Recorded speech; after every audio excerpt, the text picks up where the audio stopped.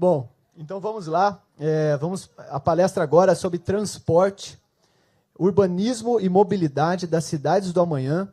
Então, nós receber Marcelo Manara, que com mais de 30 anos de experiência em gestão de políticas públicas para meio ambiente, implementação de soluções sustentáveis, e Paulo Roberto Guimarães Júnior, engenheiro civil, com mais de 20 anos de experiência no setor público em projetos relacionados à mobilidade urbana. Então, recebemos salva de palmas.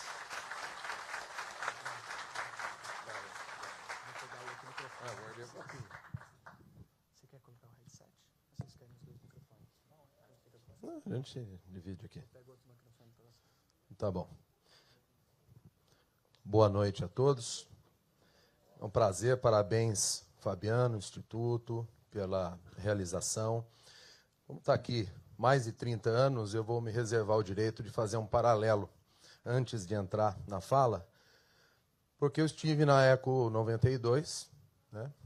Já sou meio velhinho aí de trecho, e uma mensagem que eu acho que é muito importante. A gente percebe claramente, diferente daquela percepção e daquele tesão que nós fomos lá para a Eco 92 para discutir um novo mundo, as intenções e as buscas, né? Mas a mensagem que hoje um evento desse traz é justamente da consolidação, da percepção de que isso é possível. Então, a distância desses 30 anos, o Instituto mostra, e outras iniciativas têm mostrado, que nós vamos chegar lá. É possível e nós vamos conseguir viabilizar a nossa vida passando por esse momento transitório, como vários falaram aqui, né? Deixa eu tentar agora.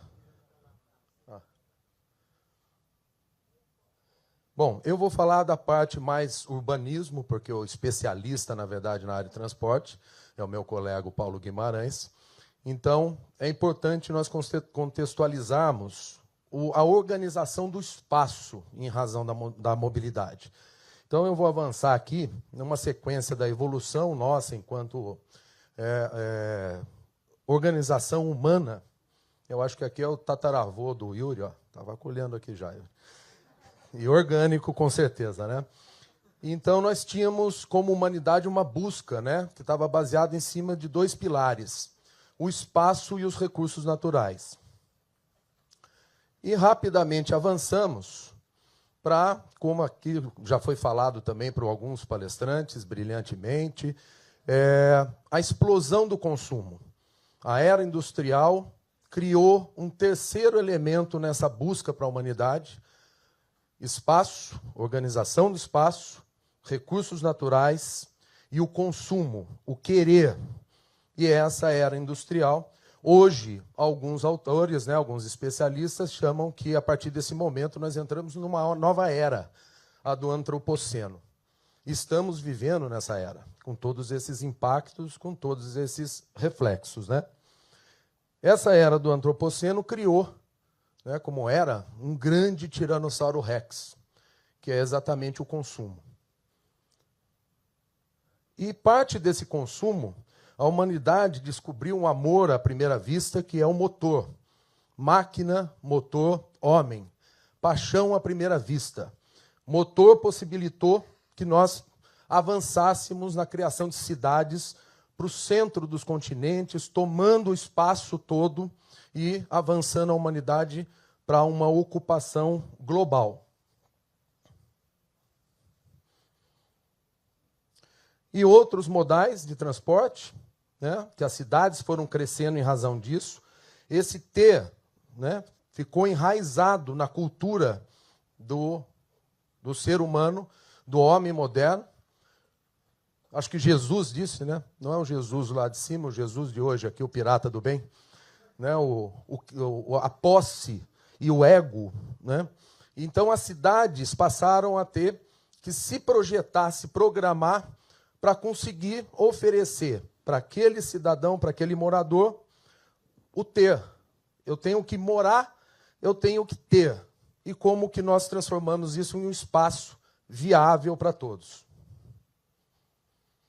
E aí começam os nossos problemas, né? Aquela nossa grande paixão, à primeira vista, aquela nossa grande relação ser humano-máquina começou a virar um sério problema.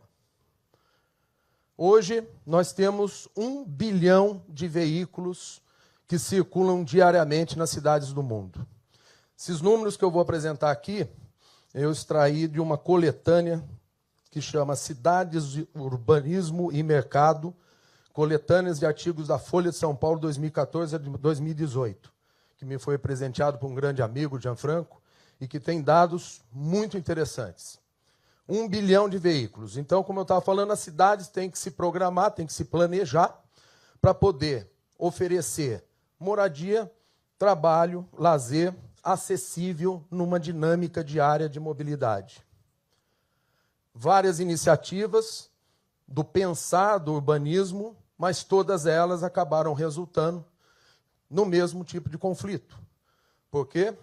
Porque nós ficamos culturalmente enraizados no ter, sem compartilhar.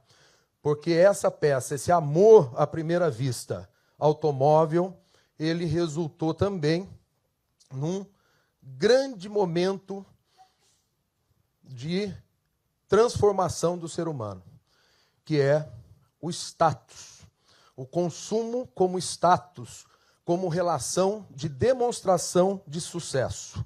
Então, o carro individual, o transporte individual, culturalmente passou a ser um grande problema em razão também desse perfil. Paulo, acho que eu já estou entrando no seu horário aqui. Então, a cidade se planejando para isso, sem encontrar uma solução definitiva, uma solução que pudesse comportar essa dinâmica perversa, né, do ser indivíduo e não do ser coletivo de compartilhamento. 80% do tráfego ocorre em 10% das vias urbanas, esse é um número estarrecedor nas médias cidades. 97% dos carros permanecem estacionados. Então, um grande flagelo hoje se chama estacionamento. 3% transportam apenas 1,2% das pessoas. 97% dos carros permanecem parados. Sai de casa, uma pessoa no carro, estaciona, volta para casa no final do dia. Naquele período, ficou parado. Onde que ele ficou parado? Estacionamento. Nos Estados Unidos, 500 milhões de vagas de estacionamento. Isso, olha o número agora.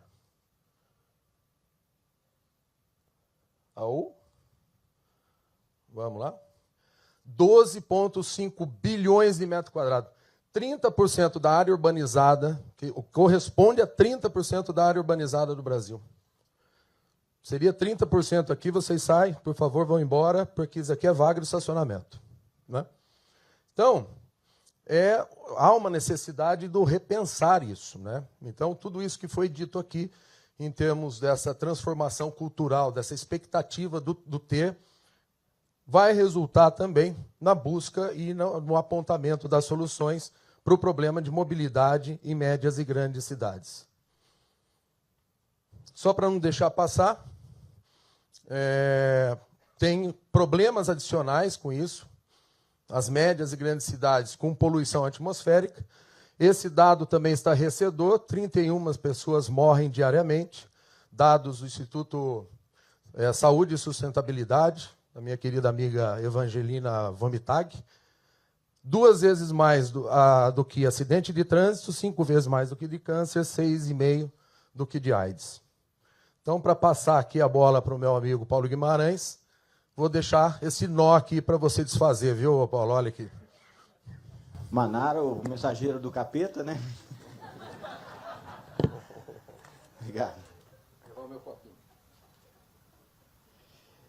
E aí, para onde que a gente está arrumando, né, para poder solucionar esses problemas? A mobilidade ela tem surgido como sempre uma indutora do desenvolvimento, né? Geralmente a gente tem vinculado a mobilidade, o crescimento da cidade, vice-versa, e a gente tem agora um novo ciclo que está acontecendo do ponto de vista da mobilidade. Então, a gente já passou por vários ciclos, né? A Manara falou bem, desde o início da mobilidade, a gente com o uso massivo dos carros, depois, mais recentemente, nos países em desenvolvimento, surgiram soluções, né, para a questão da mobilidade, né, principalmente, se focou muito, vou dar um exemplo aqui, o BRT. Né, o BRT foi vendido aí nos últimos anos como uma solução para todos os problemas de mobilidade, e a gente já iniciou um novo ciclo da mobilidade. Aquele sistema que recentemente foi colocado como a solução de todos os problemas de mobilidade, né, para usar o exemplo do BRT, já está entrando em decadência. Por quê? Porque todo o sistema de transporte coletivo se baseia na utilização, nos usuários. A demanda é o grande indutor da oferta desse tipo de sistema. E o que está acontecendo é que a sociedade tem mudado muito rápido. E essa mudança, né, a gente teve, por exemplo, aqui em São José, a gente teve uma queda de 4% no número de passageiros de um ano para o outro. No Brasil, nos últimos 10 anos, de uma forma geral, nos meios de transporte coletivo, 25% de queda no número de passageiros. Isso se deve a vários fatores. Também se deve à nova cultura que a gente está vivendo, um novo momento cultural que a nossa sociedade tem passado. E de onde vem isso? Vem da evolução das gerações. Hoje, a geração que domina o consumo é a geração Z, que é uma geração já baseada na informação, na velocidade da informação, e começa a ser influenciada agora pela geração alfa, que tem algumas características importantes que impactam na questão da mobilidade. Essas gerações mais novas, que têm surgido e que têm dominado a questão do consumo, elas têm 3 características muito fortes que influenciam na questão da mobilidade. A primeira é a conectividade, né? Muito mais do que a informação, a conexão pela internet aproximou as pessoas, eliminou a distância. E isso trouxe outras 2 características. Trouxe a característica do engajamento. Então, hoje a gente tem uma sociedade que cada vez mais está engajada, né? A gente ouviu falar aqui dos coletivos, enfim, dessas iniciativas que surgem da própria sociedade, e o engajamento, ele se reflete nas questões de mobilidade, nas questões do dia a dia do cidadão. Né? O engajamento pela rede social hoje faz, por exemplo, o presidente da República voltar atrás de uma nomeação de um cargo público. Faz uma Empíricos da vida ficar numa situação constrangedora por conta de uma declaração de uma Betina.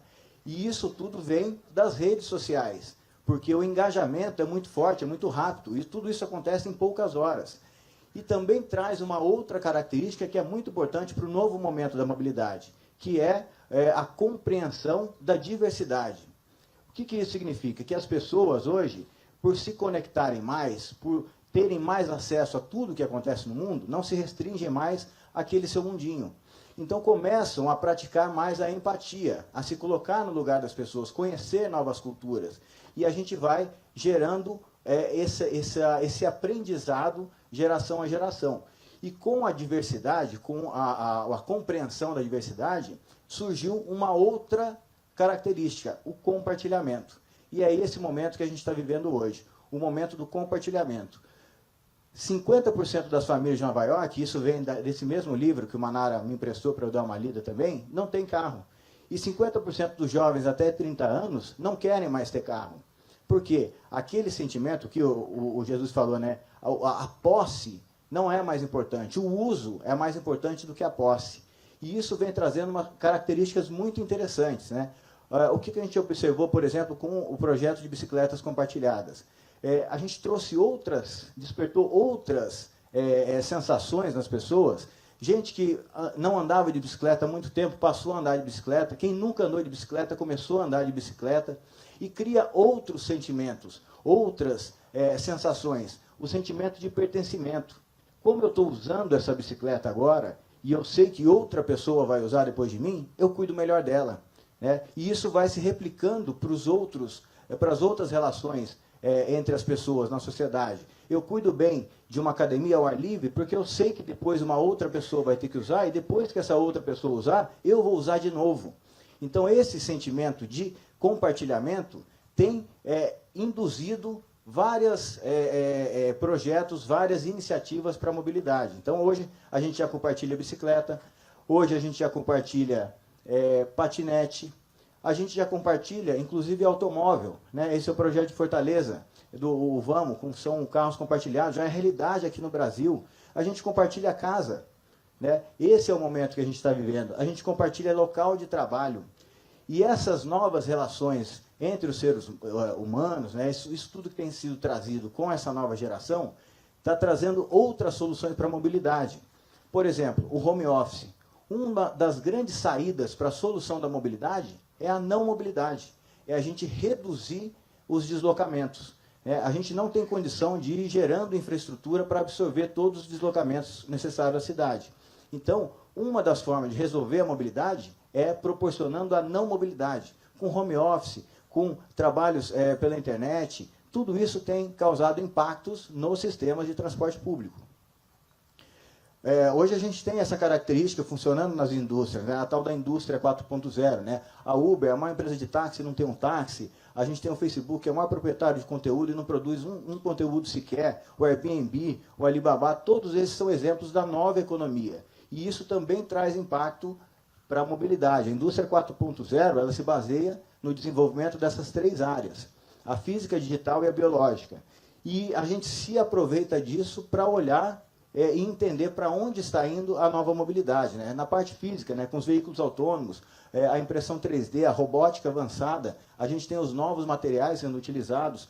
Na área digital, a internet das coisas, né, que possibilita equipamento conversar com equipamento, sistema com sistema. Né? Um exemplo disso, a gente trouxe aqui para São José, a primeira cidade do Brasil a usar os dados do Google Maps, do celular das pessoas, se comunicando diretamente com os semáforos ajustando o tempo conforme o fluxo das pessoas. Isso está funcionando ali na Avenida dos Astronautas. E a gente também tem o desenvolvimento biológico, né? Para a gente chegar numa fase, e isso já está sendo testado, de ter implantes tecnológicos nas pessoas, que vão ajudar na comunicação, na localização, no entendimento do dia a dia das pessoas. E tudo isso precisa ser trazido para a questão da mobilidade. A gente tem três elementos principais que a gente tem que tratar na mobilidade: a infraestrutura, os meios, né, que são os veículos, e os serviços. E na parte de estrutura, a relação com o planejamento urbano é direta. Né? Hoje, as cidades precisam olhar para o planejamento urbano de forma integrada com a mobilidade, construindo, né, aqui são alguns princípios para a gente construir uma cidade sustentável do ponto de vista de mobilidade, que começa por planejar a cidade e a mobilidade junta, focar em mover as pessoas e não veículos específicos. A gente precisa encorajar o uso eficiente do solo e da infraestrutura, aproveitar melhor as infraestruturas que a gente tem, adensar mais, criar a maximização da infraestrutura atual, construir cidade para as pessoas, né? Cidade para as pessoas. Usando novas tecnologias de pavimentação, a gente já tem experiências de estradas que, com captação de energia solar para fazer a sustentação da sua iluminação. A gente já tem estradas pré-moldadas em plástico, tem um tempo de construção e muito menor e uma vida útil muito maior. A gente já tem pavimentos que se iluminam sozinhos, né, auto-iluminados, isso já está em teste na Holanda. Pavimentos drenantes para fazer reuso da água. Tudo isso tem surgido, e por que não pensar em outras infraestruturas? Já se fala, inclusive, na organização do espaço aéreo. A gente já tem iniciativas da Uber com a Embraer para os veículos autônomos voadores. E hoje a gente sempre tem que olhar, as pessoas querem o acesso. A atividade fim, a finalidade das pessoas é o acesso. O transporte, o veículo é só um meio.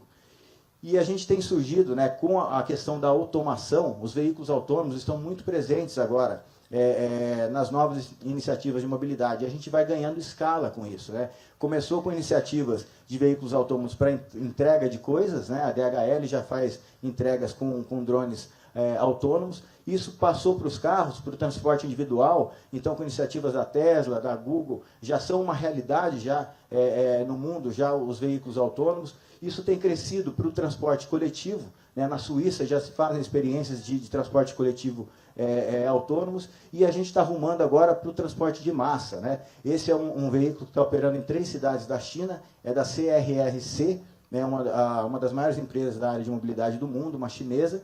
E qual é a grande disruptura desse sistema? Além dele ser elétrico, né, ele não depender de catenária, ele é elétrico com bateria, ele não depende de trilho, o trilho é virtual. E ele não depende de motorista, ele é autônomo. Então ele é elétrico autônomo e não depende de trilho, o que facilita demais a operação do transporte público, né, e reduz bastante a questão do investimento. Já estou concluindo, Fabiano. E por último, né, a gente falou da infraestrutura, falou dos meios, dos veículos e dos serviços, né? Isso começou na Finlândia, em Helsinki, que é a mobilidade como serviço, que tem como característica integrar tudo isso, né? Trazer tudo isso por meio da conectividade, da tecnologia para o cidadão. E o grande desafio é integrar os 3 eixos de sistemas de mobilidade: os sistemas limpos e compartilhados, os sistemas autônomos e os sistemas sem emendas, né? O Seamless Mobility. O que significa isso? Esse é o grande desafio. A gente tem sistemas que são puramente públicos, né? Então, aqui em São José, para usar o exemplo de São José, prestação de serviço de transporte de deficientes, ele é totalmente público, a prefeitura remunera 100% o serviço. Eu tenho uma outra categoria de sistema, que são sistemas concedidos, permitidos e autorizados, que são os nossos táxis, os nossos ônibus, onde o poder público regula o serviço, inclusive a tarifa, e o serviço é prestado de um privado diretamente com o usuário.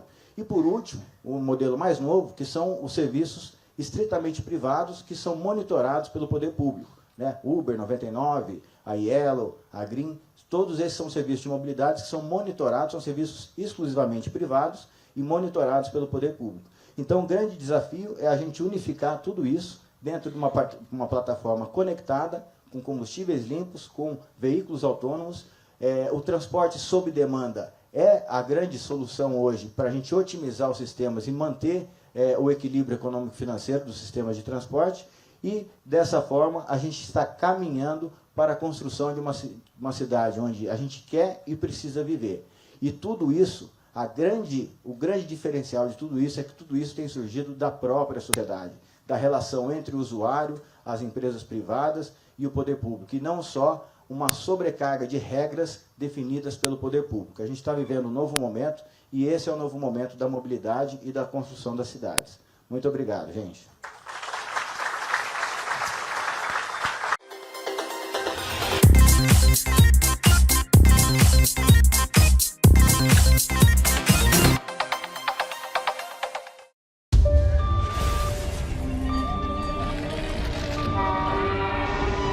O desequilíbrio da sociedade em que vivemos é evidente. Existe muito debate e notícias focadas nos inúmeros problemas que criamos. Mas por que não dedicamos toda essa energia para as soluções que podem nos levar a uma nova forma de viver? Conheça o Instituto Regeneração Global. Queremos criar de forma colaborativa a primeira biblioteca global de soluções para organizar todas as iniciativas que já existem para a melhoria das nossas vidas. Todas as soluções são divididas nas 8 áreas essenciais da humanidade e com rápido acesso aos inventores e responsáveis. O mundo precisa de regeneradores. Apoie as soluções e faça parte deste movimento. Acesse o portal e saiba mais.